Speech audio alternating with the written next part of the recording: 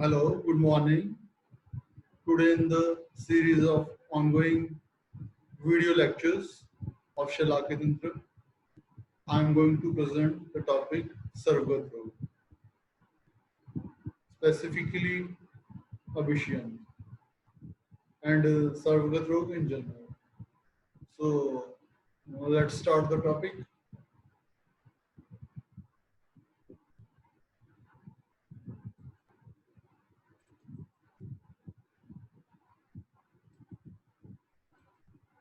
तो सर्वगत रोग, जैसा कि हम सबको विदित है कि सर्वगत रोग जो है वो आचार्य सुश्रुत ने तो 17 माने हैं और अष्टांग हृदय अनुसार सर्वगत रोग जो है वो 16 हैं, जिनका नामकरण इस प्रकार है: वातज भीषण, वातज अधिमन, तदाधिमन, अनेतोवाद, वातप्रियाय, पित्तज भीषण, पित्तज अधिमन, कफज भीषण, कफज अधिमन, रक्तज भीषण, रक्तज अधिमन, सुक्षिपाक, शुशोपाक, अल्पुशोपाक, अक्षिपाक और अम्लोषित। आचार्य सुक्षित अनुसार जो सर्वगत रोग हैं वो 17 हैं, जिसका वर्णन उन्होंने उत्तरतंत्र अध्याय 6 में किया है। इसका इस श्लोक के माध्यम से उन्होंने वर्णन किया है: संदस्तु चत्वारियो उपदिष्टा वंत एवे तदादिमंता शोफानिविदो असोफियुतश पाकविद्य में एते दसम प्रतिष्ठा तदादिमंतो अनन प्रियश शुष्कक्षी पाको अन्यत एवार्थ दृष्टि तथा अम्ला द्योषिता शरणम उत्पात अश्वपि सर्वभागा। अर्थात सर्वगत रोगों में 4 प्रकार के अभिषण यथा वातज भीषण, पित्ताभिषण, कफाभिषण और रक्ताभिषण तथा उतने प्रकार के अधिमन होते हैं तथा सशोपाक, अशोपाक, इस प्रकार 10 रोग तथा हतादिमन, वातप्रिय, सूक्ष्मक्षिपाक, अन्यतोवाद, अम्लाद्यूषित दृष्टि, सिरोत्पात और सिरप्रवेश, ये 17 सर्वगत रोग होते हैं। तो इनके डिटेल के बारे में वर्णन जो है मैंने टेबल के फॉर्म में प्रस्तुत किया है। जैसे 4 प्रकार के अभिषण, वातज, पित्तज, कफज और रक्त अभिषण, इनको मॉडर्न में हम कंपैरेटिव स्टडी के लिए कंजक्टिवाइटिस से कंपेयर करते हैं और इनका दोष भी जो है वातज में वात, पित्तज में पित्त, कफज में कफ और रक्तज में रक्तज है और इन चारों व्याधियों में सिराव्याधि करते हैं। इसी प्रकार से अधिमंत जो है वो भी 4 प्रकार के वातज, पित्तज, कफज। इन चारों अधिमंत को हम ग्लूकोमा से कंपेयर करते हैं। इनमें भी रिस्पेक्टिवली दोष जो है वातज, पित्तज, कफज और रक्तज है और इनमें भी जो कर्म किया जाता है वो चिकित्सा का वो सिराव्याधि है।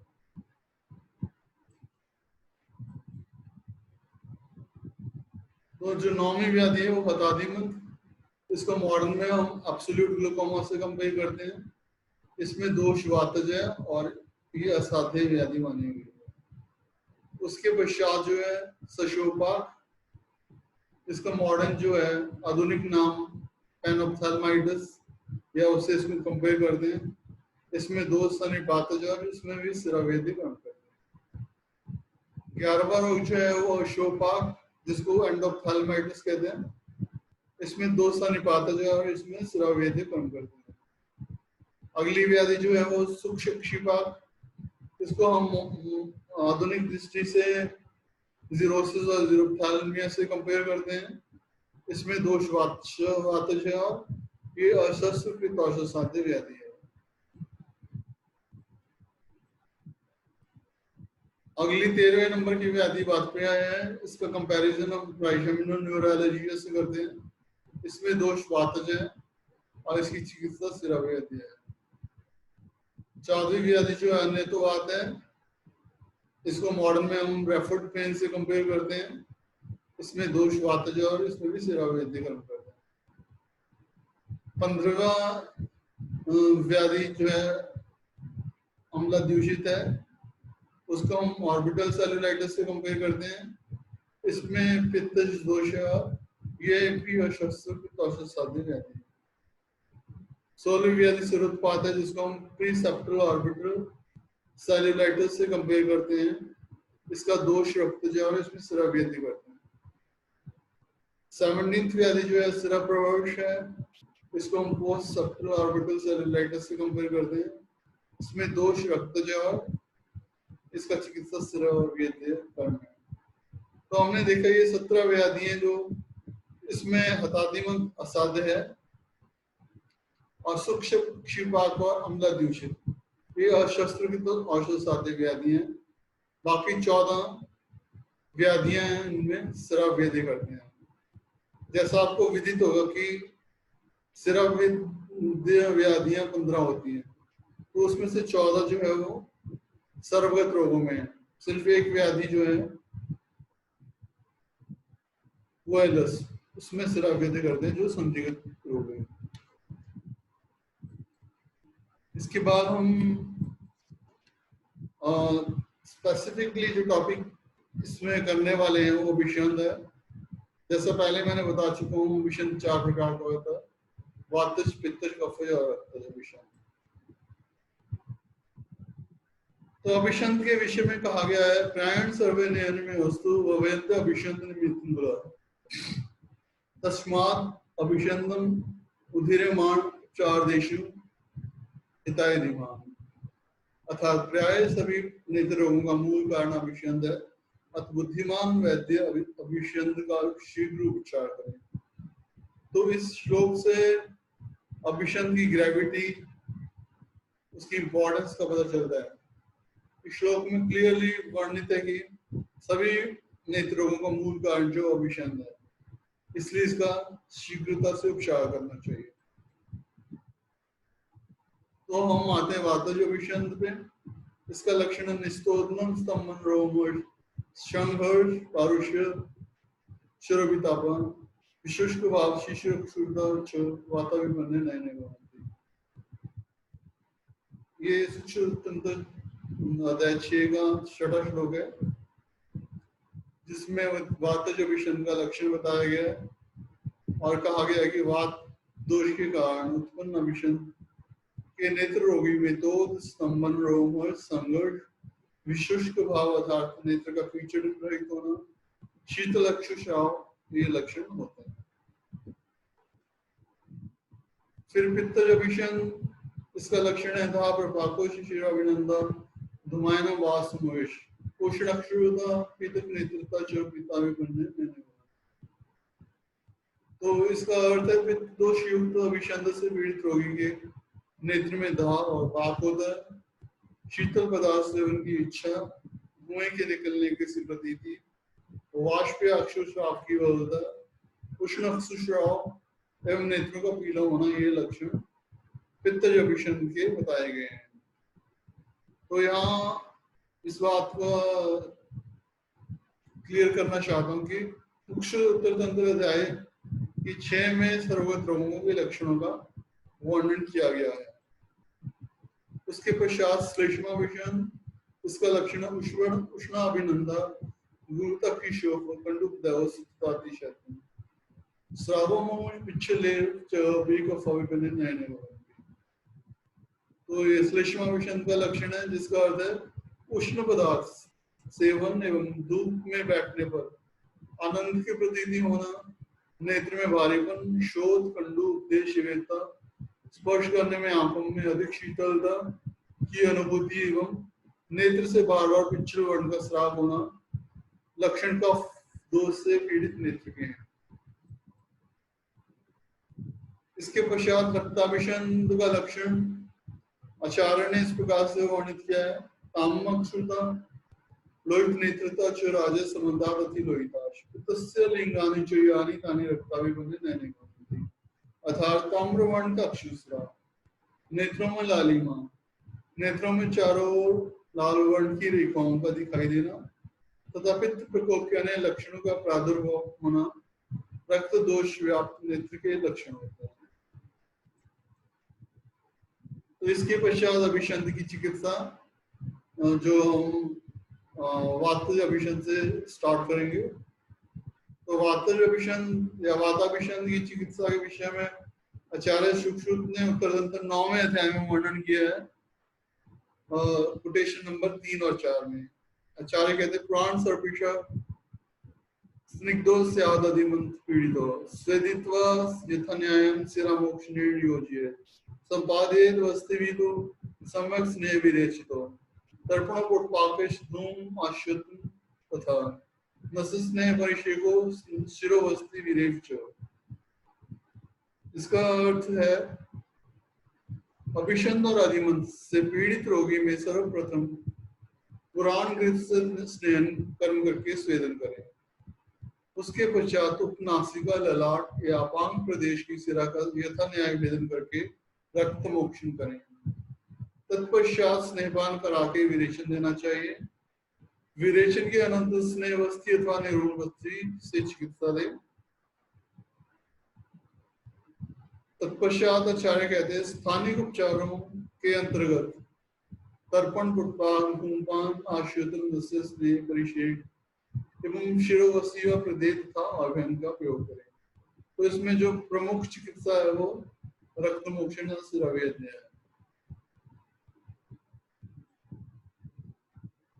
इसी की चिकित्सा के विषय में आचार्य ने कोटेशन नंबर 8 और 9 में कहा है सुसंस्कृते तयोहार इष्यते तथा चोपि भक्तम्य सर्पिष्पानं प्रशस्यते त्रिफलकवास सिंधु केवलम जीर्णमेव वा सिद्धम वातरे क्षीरम प्रथमनेन गणेन वा अर्थात वादगन एवं मानव देश में उत्पन्न जल जंतुओं के मांस एवं अम्ल द्रव्यों के क्वाद के द्वारा नेत्र का सेचन कर्म करें। 4 प्रकार के स्नेह को गर्म कर उनमें मुलायम वस्त्र की पट्टिकाएं डालकर एवं निचोड़कर नेत्र पर रखकर सेक करें। और इसके विषय में बोला आचार्य ने कि अजा के उष्ण दुग्ध से एवं वेस्वाद से अथवा शारवण से थी औषधियों को उबलते जल में डालकर उसके वफारे के द्वारा आंखों का सेक करें या पायस के द्वारा नेत्र का सेक करें। आगे आचार्य कहते हैं चिकित्सक को चाहिए कि वे अभिषंद एवं अधिमंत के रोगियों के नेत्र को उपयुक्त वर्णित विधानों के अतिरिक्त उपनाम के द्वारा भी ठीक करने का प्रयत्न करें। रोगी को ग्राम्य एवं अनुदेश में होने वाले और जल में होने वाले पशु तथा पक्षियों के मांस से स्निग्ध द्रव्यों से एवं उनमें फलों के सुरस को मिलाकर उनसे अभिषंद और अधिमंत वाले रोगी को चावलों के भात का भोजन कराएं तथा भात का भोजन कराने के पश्चात घृतपान करवाएं। आगे आचार्य वात्य अभिषंद की चिकित्सा के विषय में कहते हैं त्रिफलक वास सिद्ध की हुई अथवा दुग्ध या केवल पुराण घृत अथवा जीर्ण दुग्ध या वादगन दशमूल आदि द्रव्यों के क्वाद के द्वारा या प्रथमादि उनकी औषधियों के क्वाद से सिद्ध किया हुआ दूध का सेवन करवाएं। इसके पश्चात कोटेशन नंबर 10 और 11 में आचार्य कहते हैं स्नेह तैल द्विना सिद्धा वादगने दर्पणे हिता स्नेहिक पुटपाकश धूमो नस्यो तद्विदम नस्यादिषु स्थिरक्षीर मधुर तैल मिष्यते एरन पल्लवे मूले त्वची वाजम व्यक्षितम। अर्थात इसके अतिरिक्त चतुस्नेहों में से तैल को छोड़कर अन्य स्नेहों को वातनाशक द्रव्यों के क्वाद के द्वारा सिद्ध कर उनको तर्पण चिकित्सा के लिए प्रयुक्त करना चाहिए। स्नेहिक पुटपाक का प्रयोग एवं स्नेह युक्त धूमपान तथा स्नेह युक्त नस्य का भी प्रयोग करना चाहिए। नस्य पुटपाक आदि में स्थिरा क्षीर विदारी और मधुवर्ग की औषधियों के द्वारा सिद्ध किए हुए तेल का प्रयोग अथवा एरण पत्र एरण मूल और एरण चाल के साथ क्षित किया हुआ चाल का दूध पुटपाक आदि विधियों के लिए प्रशस्त है। कोटेशन नंबर 12 में आचार्य वाता जो अभिषंद की चिकित्सा के विषय में कहते हैं कंकार्यश मूलेषु सुपोषणम सेचने हितम सैंदवोदिश्च विप्लवीक्षितम पेय अर्थात सेचन का अनुमान कर लिए कंटकारी मूल की क्वाथ एवं कल्प खेल भीतर सिद्ध किया हुआ दूध या सैंधव लवण, नागरमोता, मधुयष्टि और विपटी की कल्प एवं वास सिद्ध, अभिषंद तथा अधिमंत रोगी के नेत्रों के सेकने में लाभदायक होता है। कोटेशन नंबर 13 में इशारा कहते हैं, हितम ऊर्ध्वकम सेके तथा आश्रितनम एवं च विवेक मजिष्टो उदुम्बर वक्षु साधिकम, अर्थात अर्धोदक सुदुग्ध सेके नाम से वर्णित इस योग में बताया गया है कि अभिषंद तथा अधिमंत के रोगी के नेत्रों का सेक और आश्वासन करने के लिए आधा जल मिला हुआ दुग्ध श्रेष्ठ होता है तथा विवेक खबर मजिष्टा और उदुम्बर की छाल के कल्प और पात में सिद्ध किए हुए दुग्ध का प्रयोग भी उत्तम। कोटेशन नंबर 14 में इशारा कहते हैं, सांबर शागम प्यो अभिशुलो या शुतरम मधुकम रजनीम पथ्याम देवदारू च पेशीय, अर्थात मधुयष्टि हरिद्रा हरिथि तथा देवदारू को समान प्रमाण में लेकर जल अथवा शाक के दुग्ध में घिसकर निर्मित अंजन वाताभिषेक में लाभकारी होता है। कोटेशन नंबर 15 और 16 में आचार्य कहते हैं, अजयन पैसा श्रेष्ठम अभिषेक तदंजनम गैरिकम संदमम कृष्णाम नागरश यथत्वम द्विगुणम पिष्टम सिद्धम वस्तु कुटिकांजन मिश्यते स्नेहांजनम तुम चैत्र बक्षेते तद्यथा विधि, अर्थात गुटिकांजन का प्रयोग। गुटिकांजन के निर्माण विधि में स्वर्ण गैरिक 1 भाग, सैंधव लवण 2 भाग, तिपली 4 भाग, शुंठी 8 भाग लेकर खांड कूट के जल से पीसकर बुना हुआ गुटिकांजन बकरी के दुग्ध के साथ घिसकर अंजन करने से अभिषंत में लाभदायक होता है। इसी प्रकार स्नेहांजन, अभिषंत रोग में स्नेहांजन भी हितकारी होता है। ये वातज अभिषंत की चिकित्सा चल रही है, इसी के विषय में रसरत्न समुच्चय ने अध्याय नेत्र रोग चिकित्सा 23 में 60वें कोटेशन में इंद्रादिवर्ती का वर्णन किया है। चक्रदत्त नेत्र रोग चिकित्सा प्रकरण 51 के 13वें श्लोक में विलवाद्य आश्वत्न का वातज अभिषंत में वर्णन किया है। तो इस प्रकार से वातज अभिषंत की चिकित्सा यहाँ समाप्त होती है। इसके बाद पित्तज अभिषंत की चिकित्सा के विषय में हम स्टडी करते हैं। इसके विषय में बोला गया है कि पित्त से अंधे पैतिके च अधिमंते रक्तस्राव संसुन च अपि कार्यम अक्षणों से क्लेम से अंजनानी कहते स्याद विस्वप्य विधानम। ये उत्तर तंत्र के अध्याय 10वें चैप्टर का 3रा कोटेशन है, जिसमें आचार्य ने कहा है कि पित्तजन्य अभिषंत एवं पित्तजन्य अधिमंत रोग में रक्त विस्रावण और विरेचन आदि सार्वदायिक क्रम तथा स्थानीय उपचारों में पित्तजन्य विषप के समान से आलेप नस्य तथा अंजन प्रवृत्ति उपाय करने चाहिए। यहाँ एक बात मैं क्लियर कर देना चाहता हूँ कि अभिषंत और अधिमंत, जैसे वातज अभिषंत और अधिमंत, पित्तज अभिषंत और अधिमंत, कफज अभिषंत और अधिमंत, रक्तज अभिषंत और अधिमंत, मतलब अभिषंत और अधिमंत की चिकित्सा एक समान कही गई है। इसका डिस्कशन डिटेल में हम जब अधिमंत की चिकित्सा पढ़ेंगे वहां पे करेंगे। अभी मैं आपको सिर्फ ये बताना चाहता हूँ कि वातज अभिषंत और अधिमंत की चिकित्सा और बाकी 3 प्रकार के अभिषंत और अधिमंत की चिकित्सा एक समान है।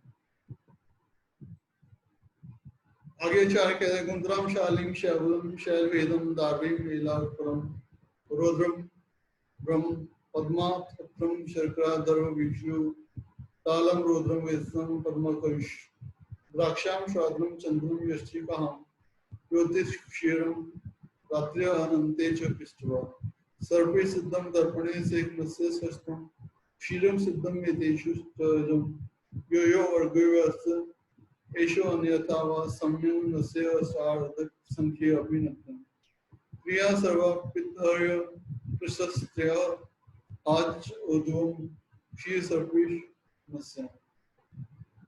ऐसा वर्ण उत्तर तंत्र के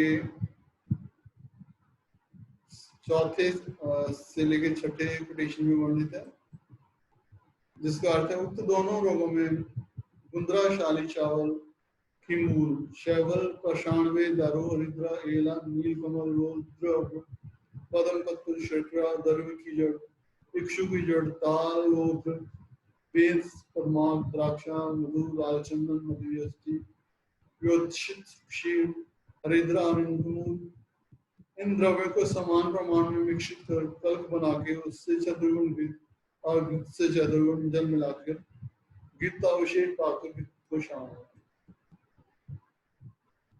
यह सिद्ध घृत तर्पण से एकम मत्स्य में प्रशस्त है। इसी प्रकार उपयुक्त द्रव्यों से सिद्ध किया हुआ शाक का दुग्ध भी तर्पण से नस्यादि कर्मों में उत्तम होता है। इन युक्त द्रव्यों को पृथक पृथक या सबको संयुक्त कर अष्टार संख्यक अर्थात प्रतिमश और पीड़न नस्य और शिववृक्ष इन चार प्रकार के नस्य कर्म में प्रयुक्त करें। इसके अतिरिक्त सर्व प्रकार की पित्तनाशक क्रियाएं करनी चाहिए तथा 3-3 दिन के अंतराल में शीर्ष सर्पी का नस्य देना चाहिए। आगे आचार्य कहते हैं कोटेशन नंबर 7 में प्लाशम श्रोणितम चांजनार्थे शिल्लक्या व शर्करा क्षाद्रयुक्तम रसक्रियाम शर्करा क्षाद्रयुक्तम पालिंद्याम व मधुके व विक्रियात अर्थात पराश के पुष्प अथवा जड़ के स्वरस में अथवा शल्लकी के स्वरस में शर्करा और मधु मिलाकर रंजन करने से पित्ताभिषेद नष्ट होता है। पालंदी अथवा मधुयष्टि की रसक्रिया करके उसमें शर्करा और मधु मिलाकर रंजन करने से पैतृक अभिषेद नष्ट होता है। आगे आचार्य ने मुस्ताद्यंजन का वर्णन 8वें कोटेशन में किया। इसमें आचार्य कहते हैं मुस्ताफेन सागरस्य उत्पल कृमिघने लागा त्रिबीजा तालिशे लागरिको शीर शंकर एवं अंजनम स्तन्यपिष्ट अर्थात मुस्ताद्यंजन जिसका निर्माण इस प्रकार होता है नागर मोथा समुद्र फेन कमल वायुड़ एला अम्लकी एवं विजय इन्हें महीन पीसकर या रसक्रिया करके अंजन करना। इसी तरह तालिश पत्र एला स्वर्ण गैरिक खस तथा शंख की नाभि ने पहले महीन पीसकर उसके पश्चात स्त्री अथवा गोदूध के साथ 3 दिन तक खड़े करके कूट कर सुखा के शीशे में भर दें। यह अंजन भी नेत्रों में लायक है।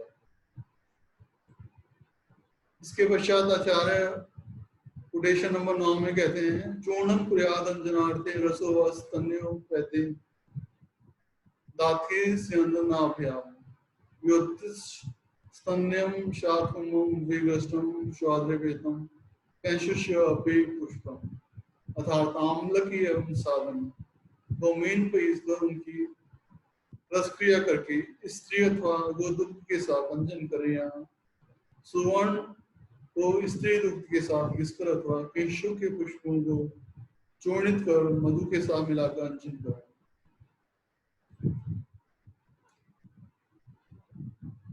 आगे कोटेशन नंबर 10 में आचार्य कहते हैं चैप्टर नंबर 10 के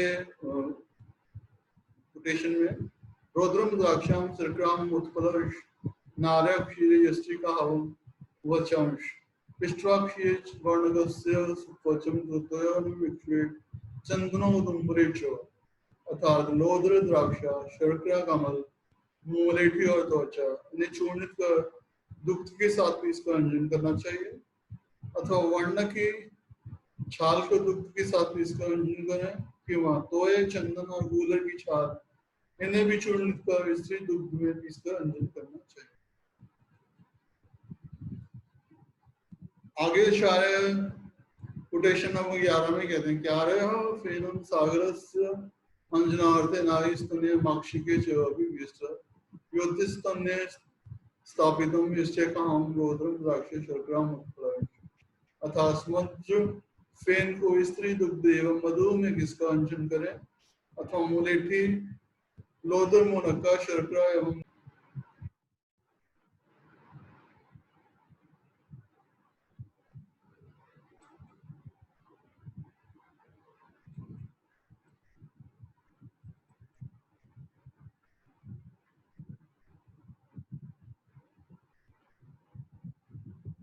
तो आगे आचार्य ने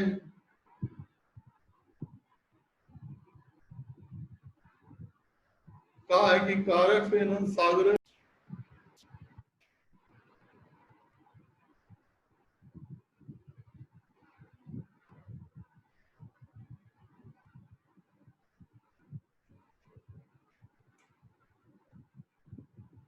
इसको हम कर चुके हैं, स्लाइड को रिपीट कर लेते हैं। समुद्र फेन को स्त्री रुद्देव मधु में किसको अंजन करे अथवा मलेठी लोद्र मुनक्का शर्करा एवं कमल को स्त्री दुग्ध में कुछ समय रखकर महीन पीस के अंजन करना चाहिए।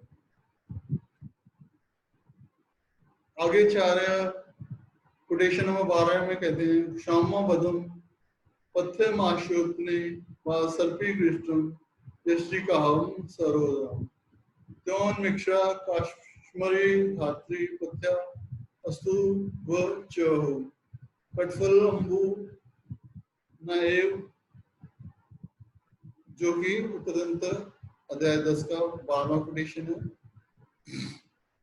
इसमें आचार्य कहते हैं मुलेठी लोद्र मुनक्का शर्करा एवं कमल का चूर्ण बनाकर शाम वस्त्र की पोटली में बांधकर स्थिर दुग्ध में उस पोटली को भिगोकर नेत्र पर आशीर्वादन करना चाहिए अथवा मुलेठी और पठानी लोद्र को महीन चूर्णित कर घृत के साथ घिसकर अंजन अथवा आशीर्वादन करना चाहिए अथवा बारिश और आमलकी फल तथा हरित को महीन पीसकर पोटली बना के पानी की साथ भिगोकर आशोधन गर्म करें या केवल कायफल के चूर्ण की पोटली को पानी में भिगोकर आशोधन करना चाहिए।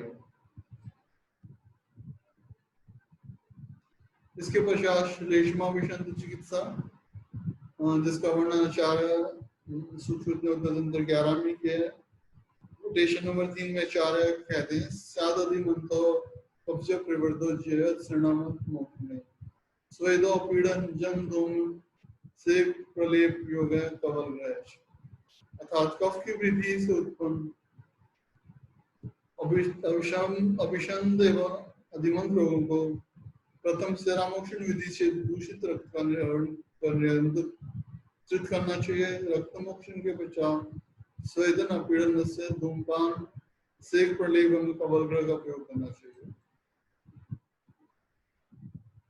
तो कोटेशन नंबर 4 से 6 में आचार्य कहते हैं रुक्ष तथा आश्योतन संविधाने तथा रुक्ष पटपागे हो गया रहत्रय हो चाप अपि तर्पणम दे प्रास्तयो युद्धम प्रशस्तम तदन पानंच समाचार द्वि यच्छलेशो नये करोति विधि परतूर पील लो वर्ग कपित्वम गया स्वेदम विदथ्या अथवा अनुलेपम वरीय शुंठी सुकाष्ठ पुष्ट है, अर्थात वृक्ष औषधियों से बने ग्वात आदि का आशोधन वृक्ष औषधियों का उत्पाद एवं अपतर्पण का प्रयोग करना चाहिए। अपतर्पण के अनंतर 3 दिन के अंतराल में प्रातःकाल पुष्ट अधिकारों का पान करना चाहिए। इसके अतिरिक्त जो अन्य एवं पेय पदार्थ कफ की वृद्धि करने वाले न हो उनका सेवन करना चाहिए।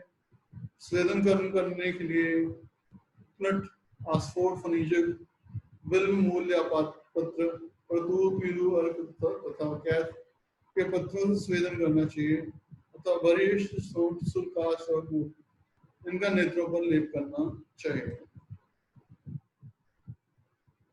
आगे आचार्य कहते हैं कोटेशन नंबर 7 में सिंदूर हिंगू त्रिफला मरु पौंड्री अंजन ताम्र पिष्टा अर्चलन अंजन वर्त्य शिवपत्य हरिद्रा मधु अंजनार्य अर्थात संदब लवण ही त्रिफला मधु जैसी पौंड्री अंजन और ताम्र इन द्रव्यों को जल में पीसकर यव के आकार की वर्तियां बना के सुखाकर शीशी में हो तत्पश्चात इन वर्तियों को गुलाब जल अथवा जल में पीसकर श्लेष्मा विषांत में अंजन करें। हरिद्रा हरिद्रा तथा मुलेठी को चूर्णित कर जल में पीसकर वर्ती बनाकर अंजन करें। कोटेशन नंबर 8 में आचार्य कहते हैं त्रिण्यो स्नानि त्रिफला हृदय वडिंग सार समासनी च सेव वरिष्ठ कुष्ठ मरकाष्ठ शंख पाठा मलराशो मनशिलाश्च अर्थात त्रियोष्ण रुद्र और वडिंसा को बराबर बराबर लेकर कान टूट कर जल के साथ पीस के वर्ती बनाकर अंजन करे। बहिष्ठ कोट अमरकाश शंख पाठा उन्नत व्योश मनुशिला को समान प्रमाण में लेकर कान कूट के जल के साथ पीस कर वर्तियां बना के सुखाकर अंजन के रूप में उपयोग करो। कोटेशन नंबर 9 में उत्तरतंत्र 11वें अध्याय में आचार्य कहते हैं पृष्ठवा अम्बुना व कुसमुनानि जाति करण शोभांजनानि संज्ञा फलम क्रियाद अथवा अपि शीघ्रो पुष्पश तुल्यम वृद्धिद्वयस्य अर्थात जाति पुरुष प्रांश के बीज की गिरी तो पुष्प एवं सैजन के बीज या पुष्प को समान प्रमाण में लेकर पीस कर जल के साथ वर्ती बनाकर कोटेशन नंबर 10 में आचार्य कहते हैं रसांजनम सैंदम चंदनम मनशिला अरे रसुनेषु तुल्यम विश्वा अंजनार्थे अफजेषु दिमानवर्ती विद्यान्य नामेषु अर्थात उद्भिक्रंश के फल अथवा पुष्प सैजन के फल एवं पुष्प छोटी तथा बड़ी कटेरी के फल एवं पुष्प रसायन सैंदव लवण लाल चंदन मनशिला अर्थात जब लहसुन की गिरी को समान प्रमाण में लेकर खान कूट कर छान कर जल के साथ पीसकर वर्ती बना के सुखाकर कफ जन्य नेत्रों में उपयोग करना चाहिए। और इसी में आचार्य ने रस समुच्चय में नेत्र रोग चिकित्सा प्रकरण के 23वें अध्याय के 60वें श्लोक में शुरुआती वर्ती का वर्णन किया है। तो इस प्रकार से एक अभिषण की चिकित्सा समाप्त होती है। अब रक्तज अभिषंध की चिकित्सा के विषय में बात करते हैं। इसका वर्णन आचार्य सूक्ष्म अध्याय 12 में किया है।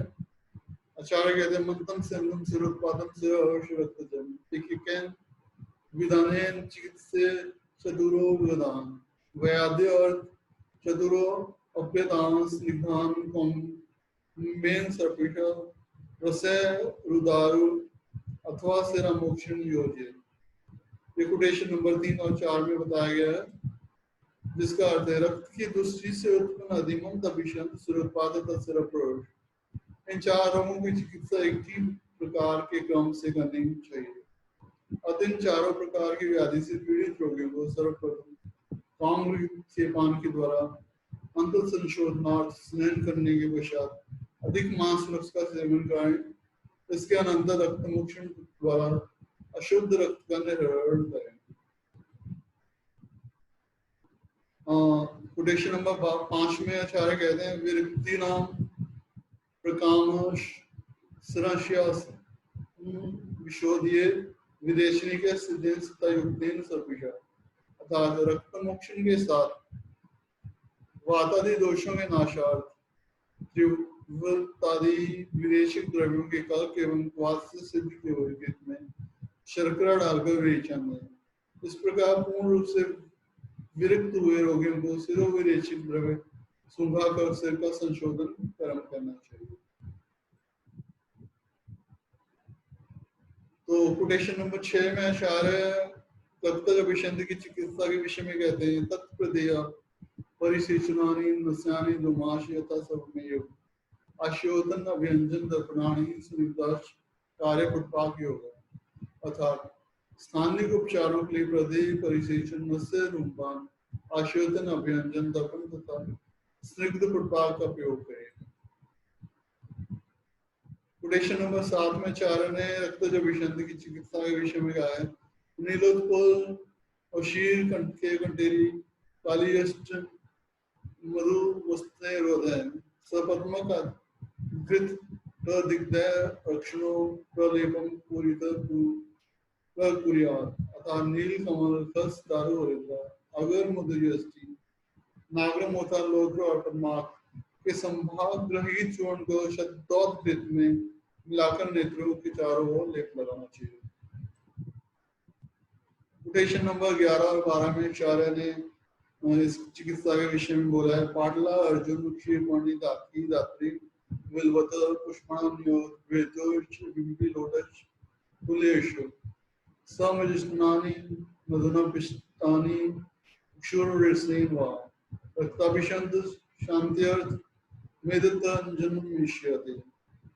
अर्थात पाटला अर्जुन क्षीरपर्णी धात्री आमलकी एवं बिल्व और छोटी और बड़ी कटेरी के पुष्प एवं बिम्बिलोट एवं मजिष्ठा को समान प्रमाण में लेकर महीन खांड करके मधु तथा इक्षु के स्वरस में करण करके सुखाकर शीशी में भर दें। रक्ताभिषंध की शांति के लिए इस रोग के लिए संजन का प्रयोग करें। आगे आचार्य ने रक्ताभिषंध की चिकित्सा का वर्णन दे रहे हैं और जो अन्य कोटेशन में इस प्रकार की है। चंदनम कुमुदम पत्रम शिलाजतु सकुंकुमम ऐसा ताम्र रज उत्तम निर्या समंजनम प्रभु कांस्यमलम च पिष्टवा पुष्परसेन्दु विप्लया क्रेता वर्त्य पूजिता श अंजनी दत्त सदा। अथा चंदन कुमुद तेजपत्र शिलाजतु केशर लावसम ताम्रपुष्पम नीलतुत निम्नयास रसायनिन्द्रकु एवं कांस्यमल को समान प्रमाण में लेकर खांड कूट का चूर्ण बनाकर सर्वप्रथम निम्न रियाज के साथ करल करें। तत्पश्चात शहद के साथ घोटकर विपुल या योग की आकार की वर्तियां बना के अंजन करने से रक्ताभिषेक शब्द का नाश होता है। तो धन्यवाद। इसके साथ ही ये टॉपिक समाप्त होता है। तो जैसा हमने देखा इस लेक्चर में हमने पढ़ा है कि अभिषंध के प्रकार। आचार्य भागवत के अनुसार 16 प्रकार का जो सर्वगत रोग होते हैं और आचार्य सुश्रुत के अनुसार 17 प्रकार के जो है सर्वगत रोग होते हैं। आचार्य सुश्रुत ने 3 रोगों को छोड़कर 14 रोगों में सिरावेदी रोगों की विधि का वर्णन किया है। एक रोग तादिम साधे और 2 रोग सूक्ष्मक्षीपाक और अम्लदूषित जो है वो औसत साध्य व्याधियां हैं। इसके अतिरिक्त जो हमने यहाँ पढ़ा है वो वातज अभिषंध, पित्तज अभिषंध, कफज अभिषंध और रक्तज अभिषंध। इसके लक्षणों का इनका वर्णन हमने यहाँ स्टडी किया है। साथ ही चिकित्सा विभिन्न आचार्यों द्वारा चारों प्रकार के अभिषंध में क्या चिकित्सा की जाती है उसका हमने यहाँ हमने पढ़ा है। तथा इस प्रकार से हमने ये भी देखा कि 9, 10वें, 11वें और 12वें अध्याय में अभिषंध और अधिमंत की चिकित्सा का वर्णन है। 9वें अध्याय में वातज अभिषंध की चिकित्सा का, 10वें में पित्तज अभिषंध की चिकित्सा, 11वें में कफज अभिषंध की और 12वें में रक्तज अभिषंध की चिकित्सा का वर्णन किया क्रमशः किया गया। तो इस प्रकार से ये लेक्चर खत्म होता है। Thank you for attending the lecture. Thank you very much. Have a nice day. इसको ढंग से पढ़ना क्योंकि अभिषंध टॉपिक हमेशा ही इम्पोर्टेंट रहता है। इसका मॉडर्न में हम कंपैरिजन कंजक्टिवाइटिस से करते हैं, तो जब वो टॉपिक आएगा तब हम इसको डिस्कस करेंगे। तब इसको भी आप याद रखना ताकि दोनों के कंपैरिजन में हमें डिफिकल्टी की जगह बेनिफिट हो।